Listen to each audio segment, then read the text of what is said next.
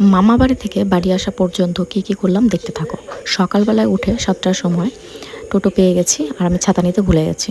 আর ওই বৃষ্টি কাদার মধ্যে আমি যাচ্ছি বাজারে, ভাইয়ের মাংস খেতে ইচ্ছা করছে। আর ওই যে দেখো এই জলের জন্য আমাকে যেতে ইচ্ছা করছে। যাই হোক টোটোটা পেয়ে গেছে, কিন্তু আসার সময় সে আমাকে রৌদ্রের মধ্যে এই কাদার জলের মধ্যে আসতে হয়েছে। কিন্তু কি করা যাবে বলো, ভাইয়ের খেতে ইচ্ছা করছে। ভাইয়ের সঙ্গে একটু তো আমিও খেয়েছি, তাই না? মামিও খেয়েছে, সবাই খেয়েছে। আর আজকে আমি ফার্স্ট টাইম পাকুয়ার সকালটা দেখলাম। তো যাই হোক, পাকুয়াতে কার কার বাড়ি সেটা কিন্তু অবশ্যই কমেন্ট করে জানাবে। আর বলতে বলতে এই দিকে দেখো আমি মাংসের দোকানে চলে এসেছি। প্রথমে দেশি মুরগি নেওয়ার কথা ছিল, কিন্তু আমি খাই না, তবুও পাইনি। কেটে এক জায়গায় পেয়েছি, সেখানে কেটে দেবে না। আর এই দিকে তোমার হচ্ছে খাসি কাটছে, মানে ছাগল কাটছে। ছাগল কাটা দেখে আমার মাথা ঘুরে গেছে। তারপরে কি করব কিছুই বুঝতে পারছি না। মাথাগুলো সুন্দর করে সাজিয়ে রেখেছে, কি করব সত্যি বলতে বুঝতে পারছিলাম না। ওই টাইমে মামি ফোন করেছে, আর মামি বলছে কি তুই কান্না কেন করছিস? কিন্তু আমি কান্না করছি না, মাথা ঘুরছিল প্রচণ্ড।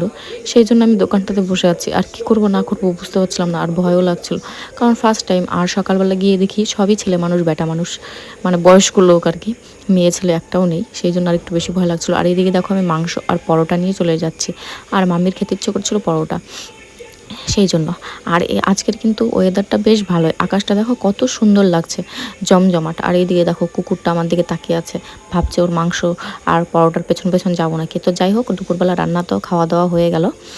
তারপরে আমি রেডি হয়ে গেলাম বাড়ির উদ্দেশ্যে। ঠিক আছে, বাড়ির উদ্দেশ্যে বলতে আমি ডাক্তারের কাছে যাব। আর এইদিকে মামি নিচে শুয়ে আছে, আর আমি এদিকে রেডি হয়ে নাটক ফাটক করা শুরু করে দিলাম। আর বলতে বলতে আমি বেরিয়েও পড়েছি, জানো তো।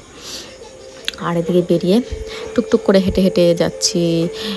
তখন মেঘলা মেঘলা ছিল দেখে ছাতার কোনো প্রয়োজন পড়েনি। আর এখন আমি যাব মদিপুকুর। আর মদিপুকুরে কার কার বাড়ি সেটাও কিন্তু অবশ্যই জানাবে। আজকে আমি 4টা অ্যাড্রেস দেবো, দেখি কার কোথায় বাড়ি। তো যাই হোক, আমাকে কেমন লাগছে সেটা কিন্তু অবশ্যই জানাবে, হ্যাঁ। আর এইদিকে আমি বলতে বলতে কিন্তু মদিপুকুর চলে এসেছি। আর মদিপুকুরে এসে দেখছি অনেক পুলিশ, অনেক সেভিক পুলিশ।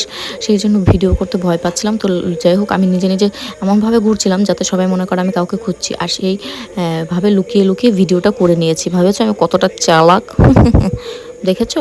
তো যাই হোক, তারপর আমি ওইখান থেকে বেরিয়ে পড়লাম বাড়ির উদ্দেশ্যে বলতে বামনগোলার উদ্দেশ্যে। আর এদিকে বাচ্চাগুলো স্কুল থেকে যাচ্ছে, আর আমার দেখে মনে পড়ছে স্কুলের দিনের কথা। যাই হোক, আর তোমাদের বামনগোলায় কার কার বাড়ি আছে সেটা কিন্তু অবশ্যই জানাবে। আর এদিকে বাড়ি থেকে রিয়া চলে এসেছে, আর এইদিকে আমি বামনগোলা চলে এসেছি। তারপরে ব্রিজে নিচে আড্ডা করলাম, কারণ উপরে তো রোদ না। আর রোদের কথা বলতে বলতে এইদিকে দেখছি বসারও জায়গা আছে, কিন্তু বলতে বলতে দেখো বৃষ্টি চলে এসেছে। আর এত মেঘ করেছে, এত মেঘ করেছে, আর দেখো চারিদিকে শুধু জল আর জল। কিন্তু বেশ ভালো লাগছিলো, কারণ এরকম খুব একটা আমাদের বাড়ির কাছে দেখা যায় না। আর এইদিকে দেখো বৃষ্টি কত জোরে পড়ছে, ঝমর ঝমর বৃষ্টি পড়েই যাচ্ছে, দেখতে পাচ্ছ? দেখে তো বেশ ভয় লাগছিলো। তারপরে বৃষ্টি কমলো, এইদিকে হচ্ছে ছবি তোলা হলো। তারপরে পার্কিংয়ে চলে এসেছি।